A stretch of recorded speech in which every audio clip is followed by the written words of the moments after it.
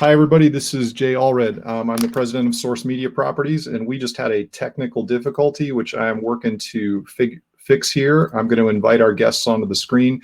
Welcome to Coronavirus Conversations. This is week 2 of that session, and I'm going to be joined here in just a few minutes by 3 public servants that are really distinguished guys, and really glad to have them with us. Tony Vero, Richland County Commissioner, Mayor Matt Miller of the city of Ashland, Mark Romanchuk, our state representative. And you can see that Mark and Matt have joined us, and we're really glad to have them. Sorry about that technical difficulty, guys. We were ready to go, and all of a sudden you disappeared. I'm just glad it was on your end, because yeah, right. All of a sudden we were going through the introductions, and everything was great. So we had a fantastic week last week with Coronavirus Conversations. We talked to a lot of really smart people about issues that are concerning the folks in our communities. And what we're trying to do here is be useful and helpful, sort of sort through all of the information that is coming at you, and look at it from the point of view of a way that we can kind of bring this all and make it real for us here in our own communities. And so we're really glad to have Matt and Mark, and any minute now, Tony Vero with us. Well, we'll get started. Tony, I think you guys can both agree that we can start without Tony. So. That's right. So I wanted to kind of start with just this basic question. Can you all give the folks that are joining us today a sense of your perspective as public officials? How prepared are your jurisdictions for what Governor DeWine and Dr. Acton seem to be telling us, which is a peak that is coming but hasn't yet arrived yet? Matt, I'll start with you. Well, first of all, I do thank you for having me, and it's good to see you, Mark Romanchuk. I haven't seen you in a while, and I know you've been busy, but basically what I would say in regard to your question, first of all, when you're a community the size of Ashland, a relatively small community where all the players interact with each other on a daily basis, even when we aren't facing a pandemic, when it's time to get everyone in order to address a situation like this, we can operate fairly efficiently. We can get our ducks in a row very quickly. Now, in this particular instance, obviously this is a public health situation. And so 2 of the key players, of course, are not only the Ashland County Health Department, but also the Emergency Management Director, Mark Rayfeld, and our Emergency Management Office. And because of where the pandemic began, not only overseas, but then slowly trickling into America, right away, we were able to start getting in touch with all the players, hospital leadership, school leadership, our nonprofit community leaders, our county commissioners, and we were able to immediately get our heads together to start designing a plan of response should things become this or should things become that. And we have been meeting every day since it began, really, here in Ohio. Every morning at about 10 a.m., we have a conference call with the county commissioners, the health department, the EMA director, the hospital personnel, as well as our mental health and recovery board and our first responders. And so every day we're addressing very real needs to make sure that we're even further prepared should a spike come to our area. Now, one of the things go ahead. Just sounds like that's an exceptional level of coordination on the local level, between county and city officials and public health officials. And that's been going on in Ashland for at least the last couple of weeks, do I understand? Absolutely. And just as a side note, almost yearly, we always do mock exercises just to see what would happen in the event we had a public emergency or a public health emergency. And so we are used to getting all the players in the room and going over a mock incident. And this is the first time, though, I can say in my life that we've instituted our Emergency Operations Center for a very real and current emergency. So, the other part I would add to that, though, as I'm talking, I'm thinking part of the reason why we can respond so efficiently is because we have so many nonprofits and volunteers that are willing to rush to our side to help in any way they can. And I think later in this discussion, when we start to talk about PPE, that's when you'll really see how volunteers and just citizens who care are helping make a difference when it comes to our response. Yeah.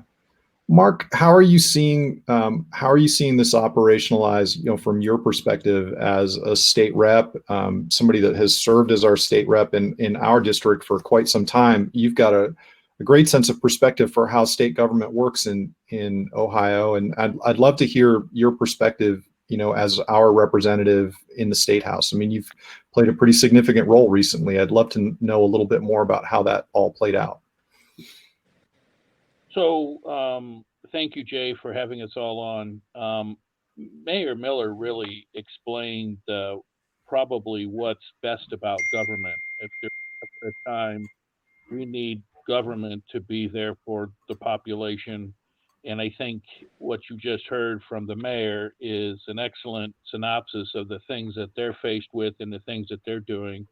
And I know the people of Ashland are very, very pleased with the good work that the mayor is doing. At the state level, at least in the legislature, our goal really is to support the governor and support the director of health. They've been watching very closely the national trends. And as you know, this virus does not respect any borders.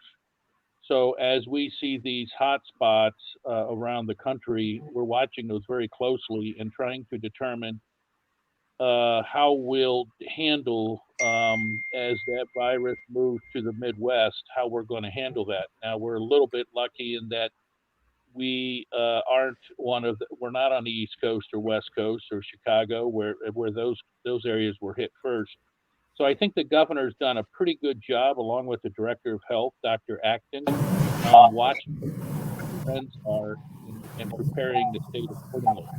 In the end, it's our local governments and our local health departments that are the boots on the ground, and in a sense, really get the job done. And the state really, at that point, is just playing a support role in feeding them information again with what's going Okay. on around the country, but also hearing what the problems are and pulling the resources of the state government together to just to support them. So we're lucky to have mayors like Matt Miller in Ashland doing the work that he's doing. You know that nationally, Ohio's really been held up recently as a state that is calmly and efficiently responding to COVID-19 in a very data-driven way. And you've had a firsthand look at that. I think we all kind of have, in a sense, because I've never spent more time with Mike DeWine than I have in the last couple of weeks. I feel like I know him. I mean, I know the name I didn't know his wife's first name until a couple of weeks ago, but Fran is sharing recipes with us. And I mean, there's a certain degree of familial continuity that is happening there. From the State House, I'm certainly learning a lot about how the government works and the personalities of the folks that run it. Has it been consistent from your perspective, Mark, in terms of what you know of these folks on a day-to-day basis, the way that Governor DeWine is currently running the response to COVID-19? Is this in character for him, or has he found a new gear that he didn't have before? I really don't know. I'm asking. Yeah, I've not really followed the governor throughout his whole career, but I suspect this is business as usual for him. I suspect that all of his experience at the local government, he served some time in the state legislature, and of course he was in both the House and U.S. Senate as well. So all those experiences has probably prepared him quite well for what he's being faced with now. In the end, however, Jay and everybody, the data is the part that's been so difficult here. Because there hasn't been a lot of testing, and that testing is just now ramping up. The models and the data that we're using at the state level to try and predict how the virus will affect Ohio has been sketchy, and there's been somewhat Yeah. of some guesswork involved there. But as that data set grows and we do more and more testing, we're going to get a better feel for what kind of saturation we have in the state of Ohio with regard to our citizens having the virus. So I'm hopeful. I suspect we'll see very similar things happen in Ohio that we've seen around the country, and that we'll start with some hot spots. And those hot spots have already started, as we know, Cuyahoga County, Franklin County, Yep. Hamilton County, for example. And it's quite possible, and there's some theories that this virus will follow up and down major freeways. So like I-71, 70, things like that. So as we know, Richland County has I-71 running through it. So Right. Maybe the first time in history, we don't want anybody to stop and spend any money in Richland County or Ashland County, for that matter. Just keep going. That's That's a great segue, Tony. Can you talk to us a little bit about, kind of give us a sense of your perspective for how Richland County's government is operating, and how your responses to coronavirus and COVID-19 are operating for the citizens of Richland County. You there, Tony? Well, Tony, are you there? Muted. Hey, Tony, are you there?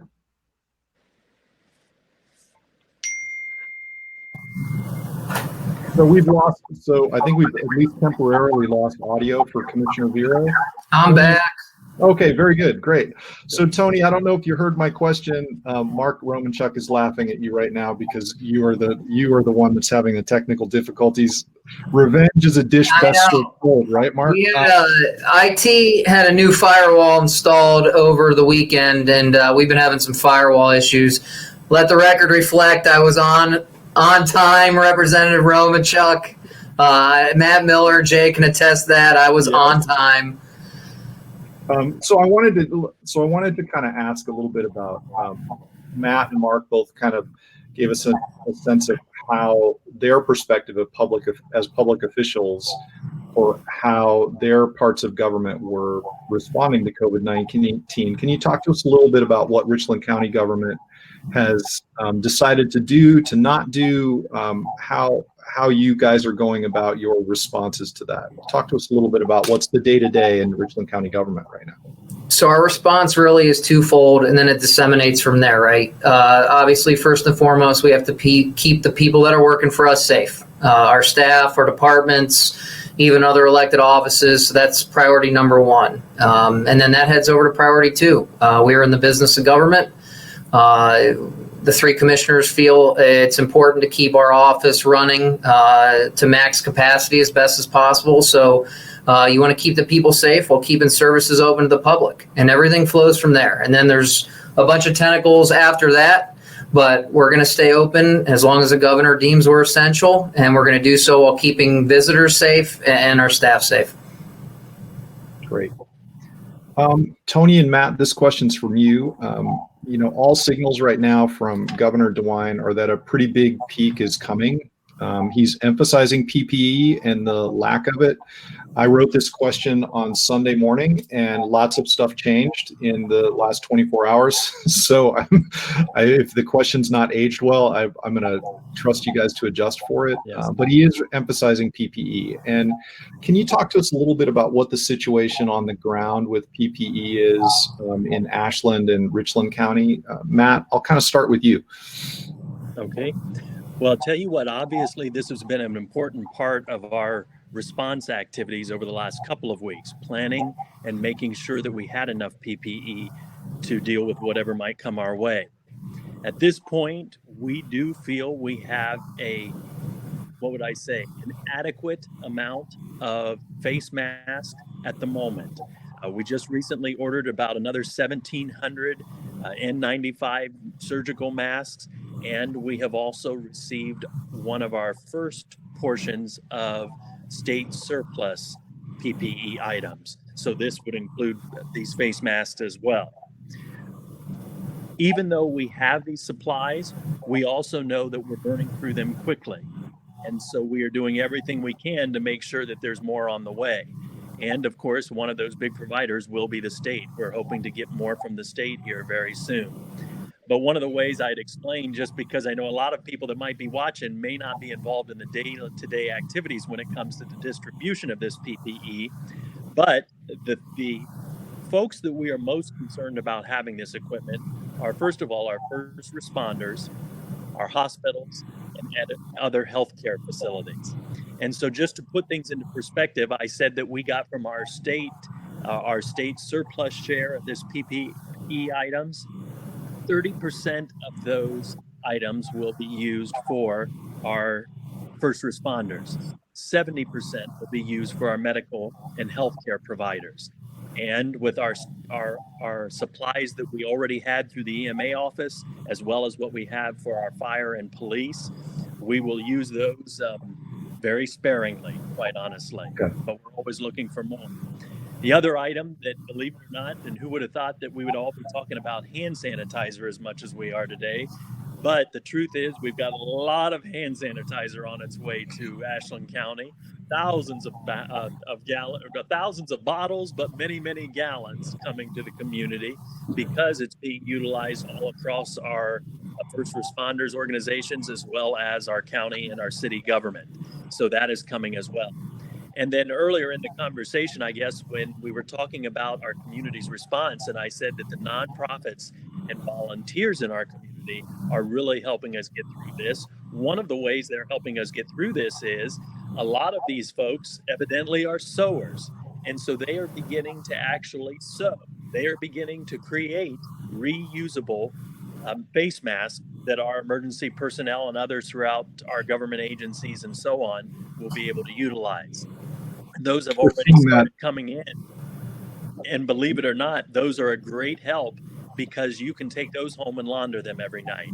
Whereas the N95 surgical masks don't permit you to do that as frequently. And we're seeing that a lot. One other item that go right ahead. Yes. No, go ahead. And I'm sorry there if I didn't give you a break. But what I will tell you, then, another group that we're still talking with would be our folks, Comtex. Comtex is the new company that just constructed their new facility here in Ashland. And if you recall, they are a medical laundry facility. So this really fits into the type of work they do.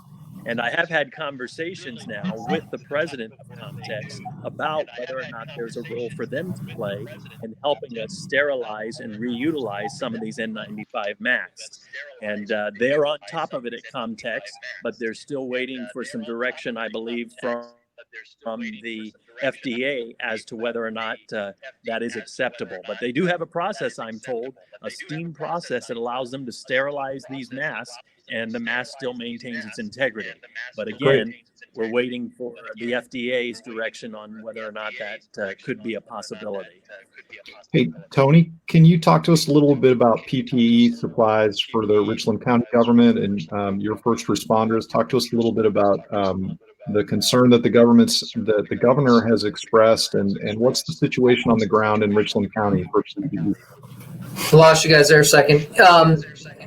I won't go on too much more. I think Mayor Miller covered it. We did receive a little bit of initial guidance. Early on, the first thing we wanted to do was get medical guidance on the use of the N95 mask. So I had a conference call with Ohio Health, specifically the CEO, Vincent Yates, and their COVID-19 expert. They actually gave the recommendation, again, we're separating aside the individuals involved in the healthcare field. So this would be office staff, personnel of that nature. They advised at this time N95 masks would not be their recommendation. They need to be properly fitted. So we have a select group of personnel that comes into contact more frequently, a dog warden individual in particular, people still coming in. She wears an N95 mask, but outside of that, it has been recommended by the health professionals that we do not utilize those masks at this time. Okay, great. So this next question is for Mark. Mark, you're in the thick of it day to day at the state level. What are you seeing day to day, and what's the atmosphere in Columbus when you're there, if you're there? I'm not, might be, who knows, maybe you're working from home right now. Yeah, Jay, everybody is working from home. There's no staff. There are no members in Columbus. We've all been told to stay home. But, with today's technology, that's very easy to do to stay connected. One of the things that is happening at breakneck speed in Columbus is the work trying to procure more PPE. And there has been a email address rather that's been put together. It's together@governor.ohio.gov. If you know of any manufacturers or any ability, if you have any ability at all to get more PPE, that is a central email address that the state has asked people to email. So I've used that myself when people have called me and said, I can get 100,000 masks or 800,000 masks, and I have access to that. And I've asked everybody to use that email address. So hopefully that, as you know, at the state level has become a high priority to try and help the locals obtain the PPE that they need. In addition to that, we just got approval last night from the FDA to use the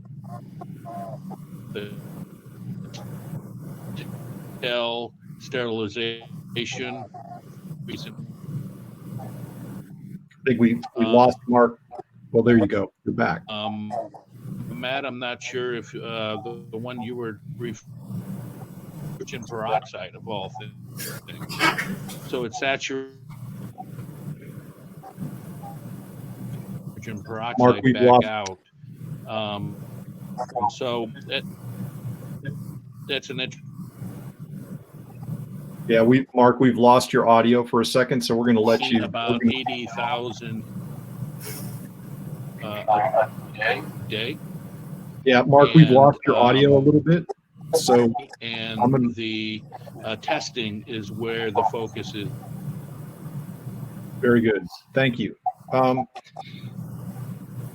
So, Tony and Matt, as leaders in government, I'm curious, what's the job of local government in a situation like the one that we're in right now? And how are you guys seeing that playing out? I think that we're seeing state and federal politicians really move forward in this situation. And, quite frankly, I don't think either one of you have called a press conference in 3 weeks that I can remember or that I can recall. So I'm really interested in how you see the role of local government in this situation. Tony, I'll start with you. So oddly enough, there's no playbook for this, right, Jay? So, and I think the governor's got us covered in press conferences at the moment. So you see Daryl, Maryland, and myself, we're on if we feel the time comes to call a press conference for something that is not necessarily known in the community, we'll do that. But I don't think you're going to see us having daily press conferences. We don't think that's the role of the county commissioners. I think the governor's got that handled, and we'll let him handle that. We've become sort of a call center in a weird way.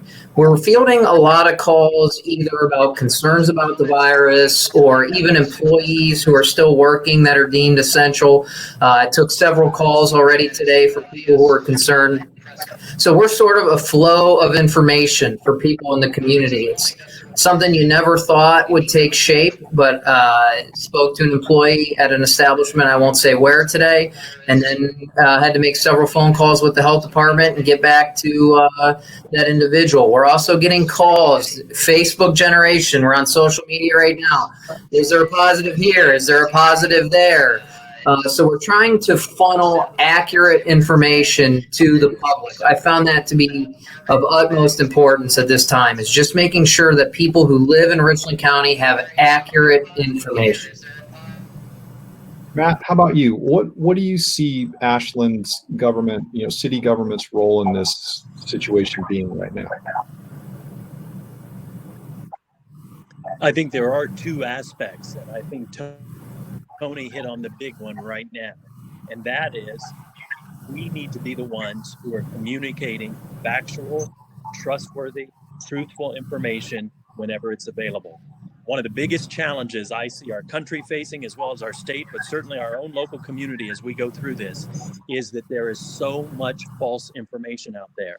And let me tell you, false information looks like this. Someone going home and saying that they heard that there's someone in that nursing home that's infected, and they have come in contact with the entire staff and they're being locked in their room. It comes in the form of someone calling you and saying that there was a Walmart cashier that just was tested positive. And how will we know who all went through her line? And the truth is, all of that is false.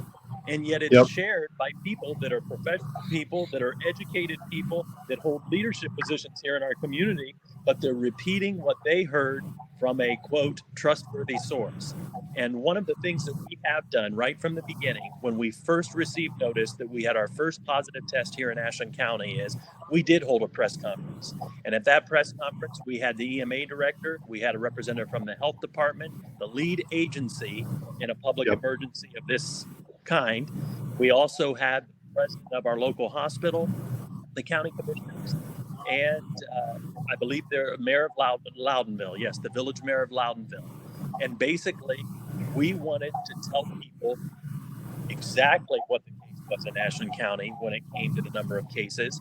And we wanted them to be able to hear very directly from the leaders who are helping us guide us through our response to this crisis. And I will tell you, we got a lot of positive feedback about that. In fact, many asked that we do it on a regular basis. But we're taking the stand that Tony and his colleagues have taken, and that is, we don't see a need to do this every day or necessarily every 3 days or once a week, but we will do it when we believe there is enough new information, helpful information to share with people.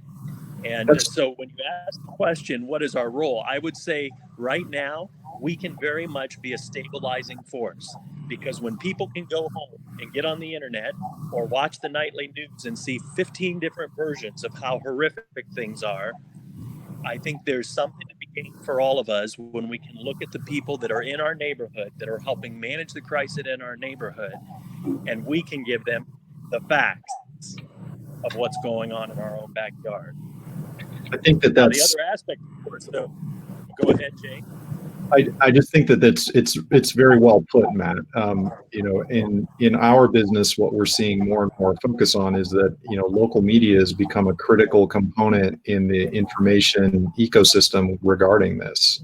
It was just recently here in Richland County, we had a situation with a business in the county where an employee that wanted to kind of take a few days off decided that he or she was gonna make up a story about COVID-19 at that business, and the business leadership acted in good faith. They were attempting to try to inform the public of this, and it took the hard work on a number of public officials' part, on journalists' part, to try to bring some sense to that and allow people to know that that report was false. And so the things that we're doing right now, this is what these conversations are about, and the reason why we're doing these over lunch hours is to allow people to connect with public officials, and to do journalism with people and to be helpful and useful during a situation like this. It takes all of us.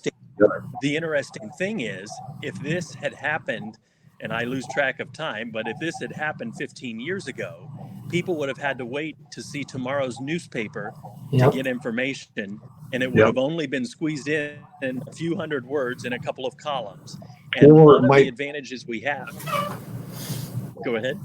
We can be faster now, but in that situation, slower is better, because having that time to vet the facts is just so critical, and it's such a critical component of what reporters like Tracy Liturgy in Ashland and Carl Hunnell and Larry and Brittany here in Mansfield do. But what we have now that we did not have 15 years ago is the ability to go live, and people can hear it directly from the source. Exactly. They don't have to read it. They don't have to see it copied and pasted. They get to hear and see the people delivering the message. And obviously, you already referenced it. I think that is what Mike DeWine is winning accolades over, the fact that we don't have to interpret what we think the state might do We're listening to our leaders tell us what they're planning. The state is going to do. And Jay, if you recall, when that situation took place, it's the good and bad of instant access. I had Carl and you and Brittany on the phone saying, hey, just a heads up, this is coming around like wildfire, and it is not true. So if you recall, we had a lot of communications to figure out how we could correct the record. It was just a crazy couple of days. It really was. Now, that is really just one of the aspects, though, really, that go along with local government right now. Arguably, it might be one of the most important. But the other is, when you're talking about the city government, you're talking about the folks that still have to provide you with water and wastewater services. We still have to provide you with fire and police. We still have to provide a street department, because traffic signals will go out and signs could get knocked down, and perhaps some streets will need barricaded. And so many of the functions that are provided by the city government in particular, they must continue. And that does become a bit more of a challenge when you're trying to figure out how to keep your employees safe, but also keep enough manpower, enough men and women in their positions to keep things operating. And I guess I'll just say, and take the opportunity to say, this is one place where we are blessed, because our city employees really, in many instances, do see themselves as public servants. And so they see themselves as someone that needs to be here, rain or shine, to help. And I'll use an anecdote. Our sanitation crew, I have to tell you, they probably have the most challenging job of all here in city government. They're picking up everyone's refuse every day. And let's be honest, they're picking up everyone's refuse that includes used tissues, used personal hygiene products, and other items. And yet trash pickup has to continue. And yet I've gone and met with these folks face to face as we've entered this situation, and they truly wear it as a badge of honor that they are going to continue to serve, because they want to serve throughout this epidemic. And those are the kind of hearts and minds that we are blessed to have in place here, at least in our city government in Ashland. We're seeing that across all of the areas that we cover, Matt. These sort of stories of folks that are just, they just don't want to leave their post. They're paying attention to what the governor is asking for, but they're trying to manage within that context. I want to do one last question, and then we'll move to audience questions. But and so if you're watching us either on Facebook or here live in Crowdcast, feel free to drop your questions in the chat for Mayor Miller and Commissioner Vero. It looks like we might have lost Mark here, so we're gonna keep trudging forward, the three of us, without him. Later this week, gentlemen, I'm going to talk with representatives from Ohio Health, University Hospitals, and Vero Health Systems. Can you talk a little bit about how government is now, how the government that you're involved in is coordinating with your local health systems, and just talk a little so our readers can kind of understand what the link ups are and how they're working. Tony, I'll start with you. So like I said, once you get the initial information out, my first item up for bid was, okay, let me communicate with Ohio Health and Avita. And so our points of contact right now are Kim Winkle and Vincent Yates at Ohio Health and Kim Winkle. Constant communication, but they're busy, right? They don't need a politician calling them and say, hey, what's going on? Can you give me a little bit of information? So sometimes it's just a quick text. Hey, Kim. Hey, Vincent. Where are you? Where are we? What do we need? Are we good? So far, all the feedback seems to be we're good. We're attempting to accumulate more PPE. So it could be as little as a 5-second text, or, hey, Vincent, what is the guidance from the health professionals on the use of N95 masks? He gathers his top personnel. We get onto a conference call, and we go from there. So it varies. It's a very delicate situation because information is good, but I think Matt and Jay, you can speak to this. It's information overload. I mean, I'll step out to talk to Marilyn or Daryl, and I'll come back, and we'll have 10 emails with new information in the past 10 minutes. And then you're getting the same information from 15 more people. So it's a delicate dance you're trying to walk with the professionals at Ohio Health, with Avita, to stay in touch, while at the same time, they don't need me getting in their way, telling them how to do their job. So it's more as to need What do we need to know? What do you need from us? It's my job. It's the commissioner's job to serve Ohio Health, not vice versa. So my question to them is, do you need anything from us? No? Great. Then I'm going to shut up and you guys can do your job.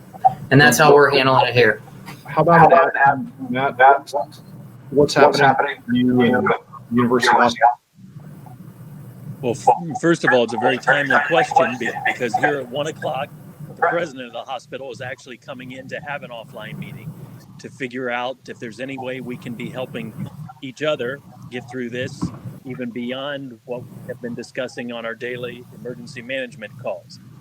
Vincent Yates of Ohio Health has also reached out a couple of times, offering any assistance he can as we navigate our way through the next coming weeks. But I think largely Tony has hit it on the head. The hospitals, of course, immediately set up their command center, and they are adopting and following all the rules of their plan that they've been preparing over the years. And now it's a reality at the hospital. I will say this, it goes back to, though, it takes a community to respond to an epidemic like this.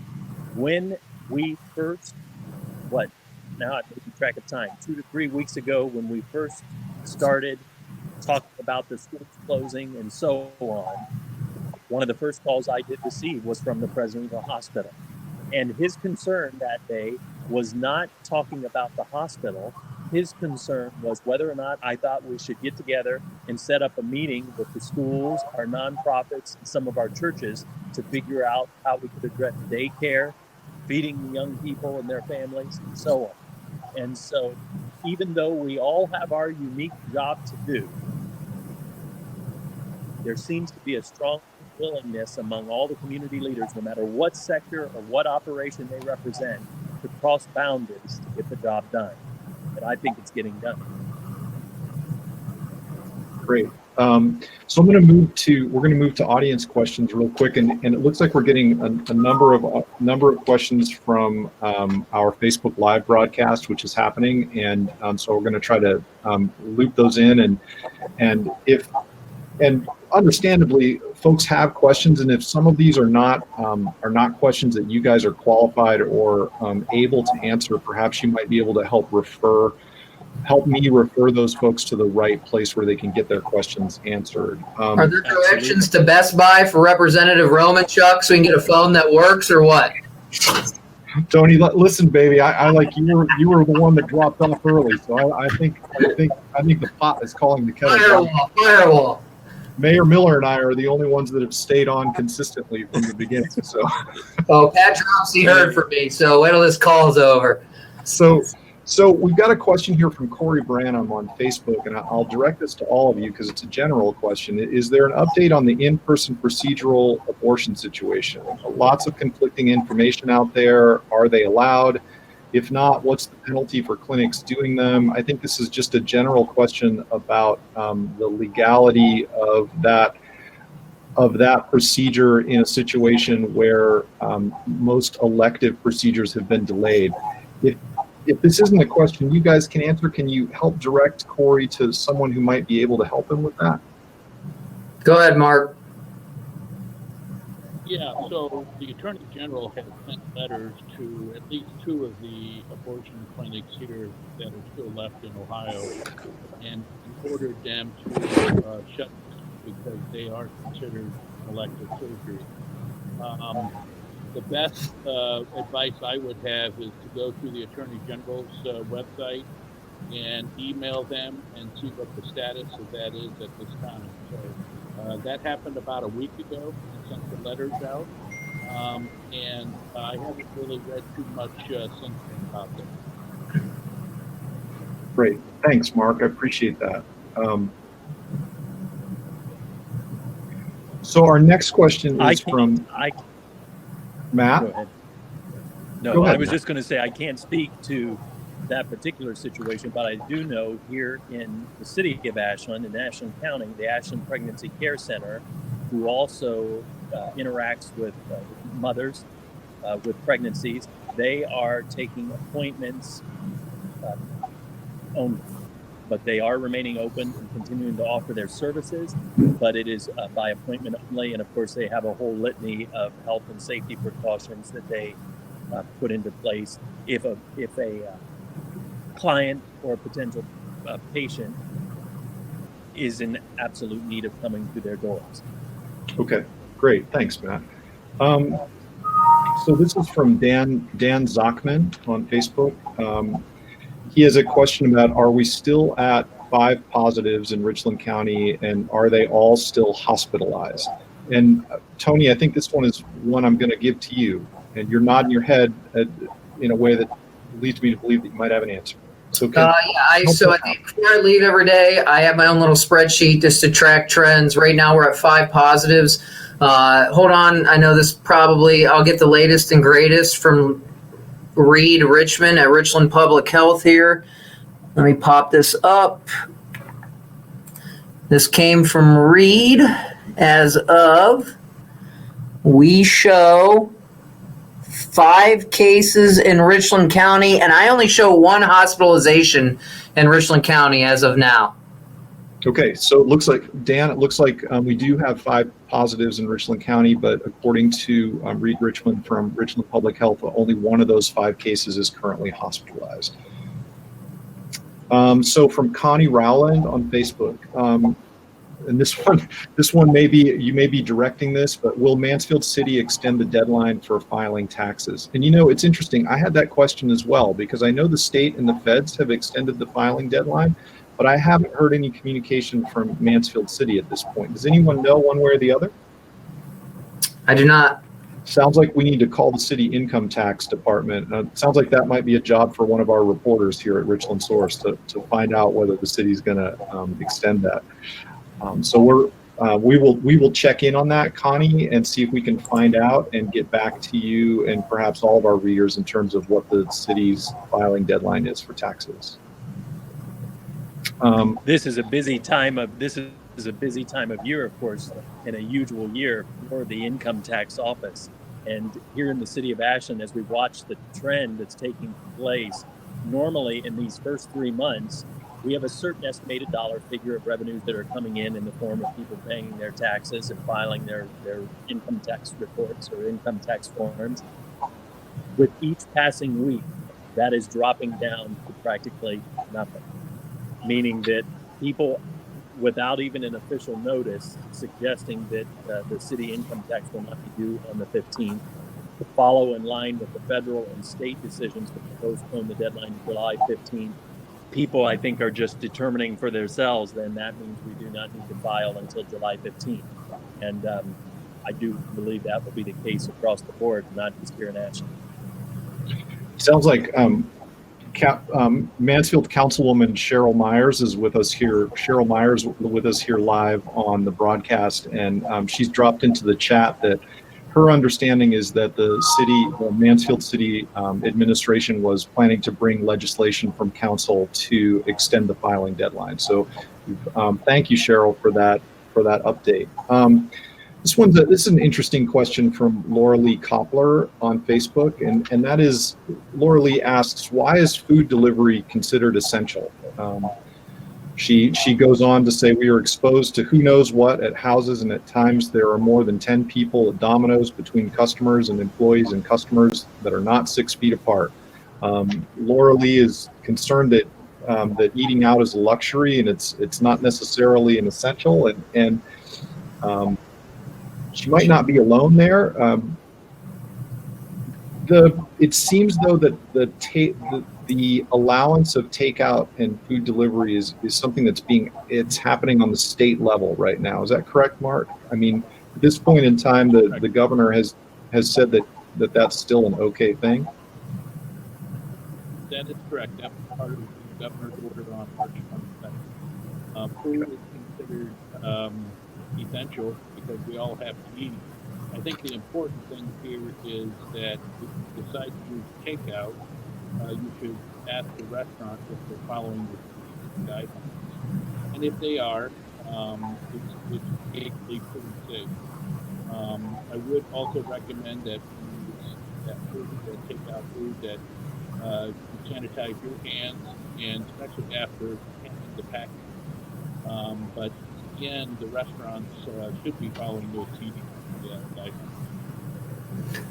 Yeah, and Jay, another thing that oftentimes that kind of gets lost in the shuffle, and we've talked about this on the transportation side, you want to talk about food deliveries, not everyone has a car. So, I mean, if those individuals at a time where we have a stay-at-home order who don't have transportation that I think some of us who are fortunate to have, food delivery becomes paramount of getting food to people who can't drive, or, the transit system's done a good job of staying open to assist with that. But let's not forget about those people who don't have a car, who rely on that food delivery, obviously, to get food for themselves and their family. Yeah, I can see exactly what that is. I mean, the elderly, and other vulnerable populations that are, it's a little bit more difficult to drive, or frankly, they might be feeling a little insecure about going out. I know last week we had Duana Patton from the District 5 Area Agency on Aging, as well as Teresa Cook on, and one of the things that they were emphasizing was that food delivery is something that is really critical to a lot of seniors, because of the fact that either A, they're a little nervous about going to Kroger and, going grocery shopping, or B, they've just been guided to stay at home and they're trying to do exactly that. So sometimes those delivery services are more than just about a luxury. But thank you for asking, Laura Lee. Let's see, from Kim Blackwell on Facebook.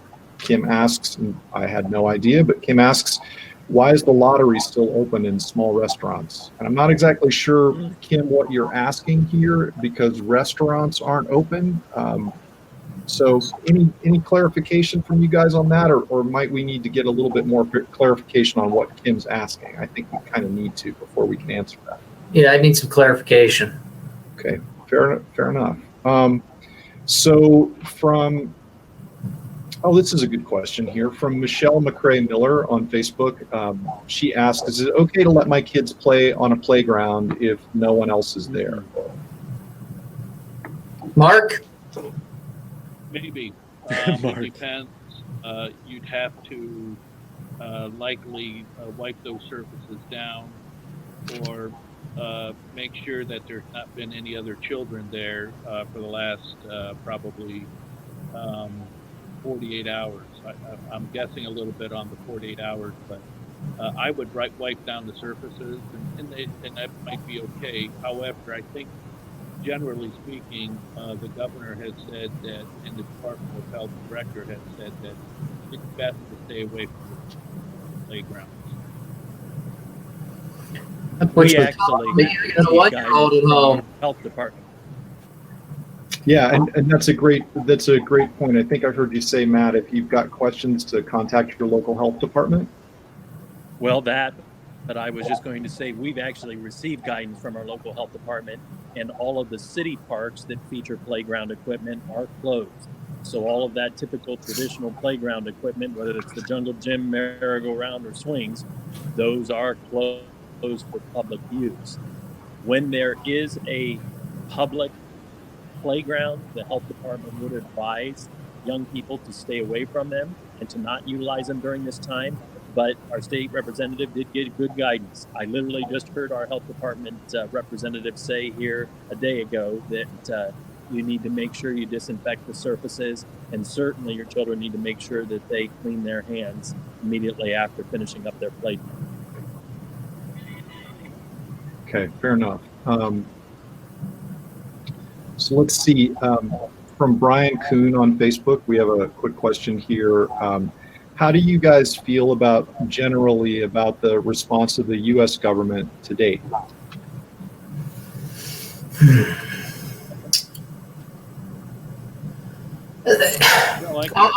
Go ahead, Mark.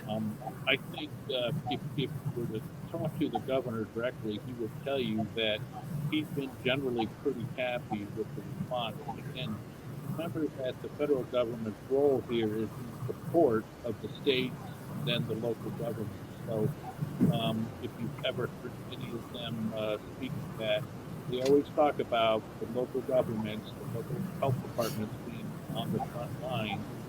Everybody behind them, both the state and the federal government, are really there in support role. So I know the governor called President Trump yesterday morning and President Trump about the issue with FDA approval for the sterilization of the mask.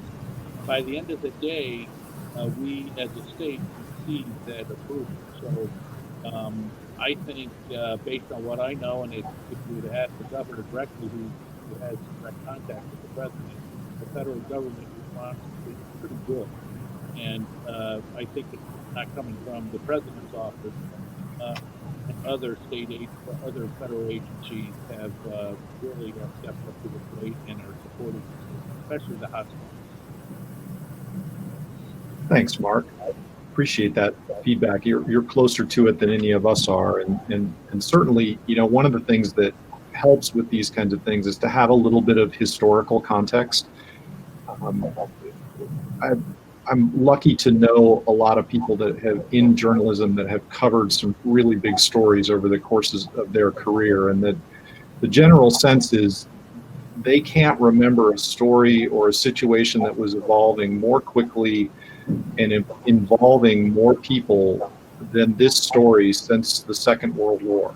So we're going back 80 years to since there was something that was this pervasive and had this much involvement and touched every single person. So, and 80 years ago, I'm dating myself, but when you think about that for a second, to your point, Matt, earlier, information was a lot slower, and the filtering and the time that it took to bring that information to people, it took quite a bit longer. And so what feels like perhaps local, state, or even federal government being slow to respond to this situation, and in certain cases, I'm sure that they have been.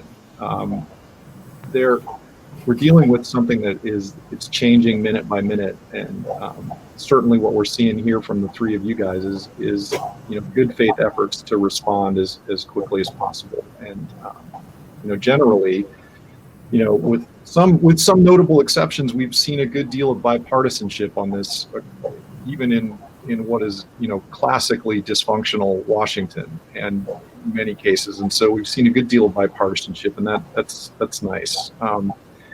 We've got a question here. Perhaps, Tony, you can help us answer this, from Jackie Shell on Facebook. Is it factual that the Walmart in Mansfield has had an employee test positive for COVID-19? Do we know that that's a fact or not, Tony? That is correct. It is not a Richland County resident, but it is a individual who works at the Walmart in Richland County in Ontario. So that is correct. Thanks. Do you have any other details about that for Walmart shoppers at Richland County or at the Ontario Walmart, or any other things that you feel comfortable sharing with our viewers that are here with us today? My understanding is Walmart is doing what they need to do on the sanitization side, but it is not their intent at this time to close. So that was the latest information I got during Homeland last night when my wife and I were watching at 9:30. So that's the latest and greatest. Final season of Homeland. I think we're moving through this. I think we have one other question here. I'm going to paraphrase Chad Rank on Facebook.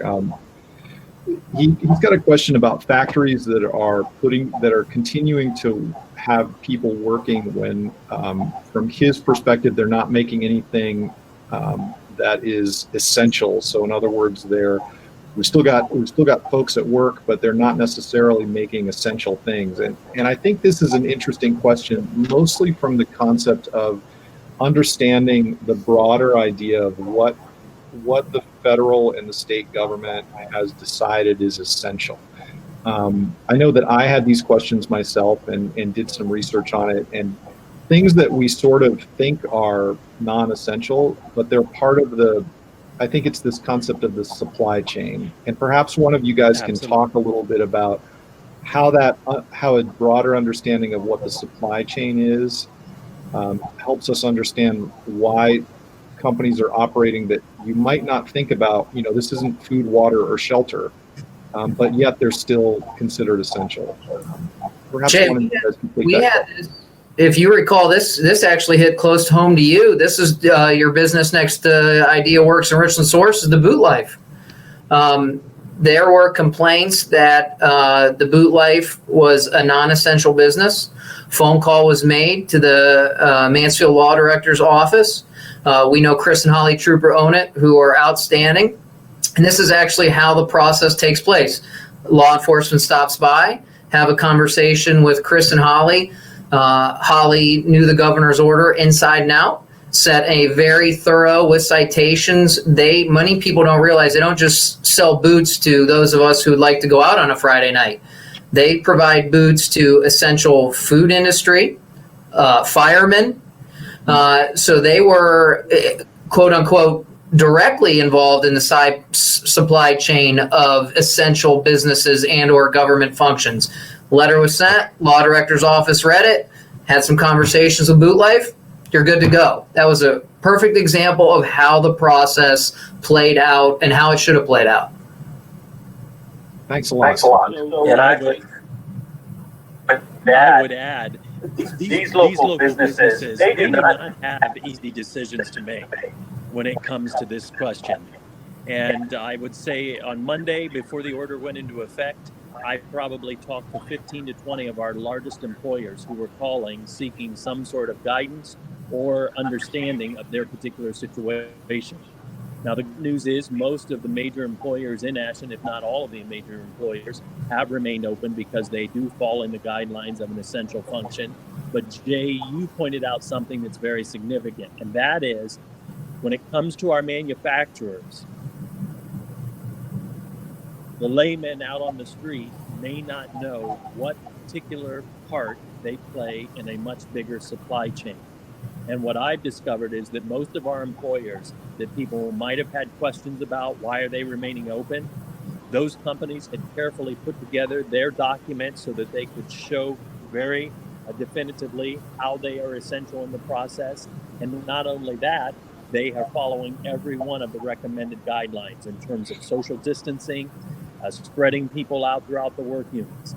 The other thing that I think everyone needs to know is that all of the employers I talk to, without anyone in government asking them to do so, gave their employees the opportunity to use paid time off, or in most every instance, even the opportunity to take a voluntary layoff with the promise that they'd be hired back as soon as we were through this.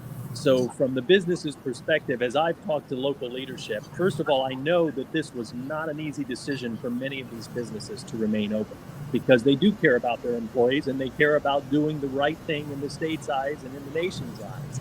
And so these are good questions when people ask that, but I would suggest that about 9 times out of 10, if you knew the details, you would find that the companies are responding just like they should be responding, keeping certain lines open and putting the safety precautions into place.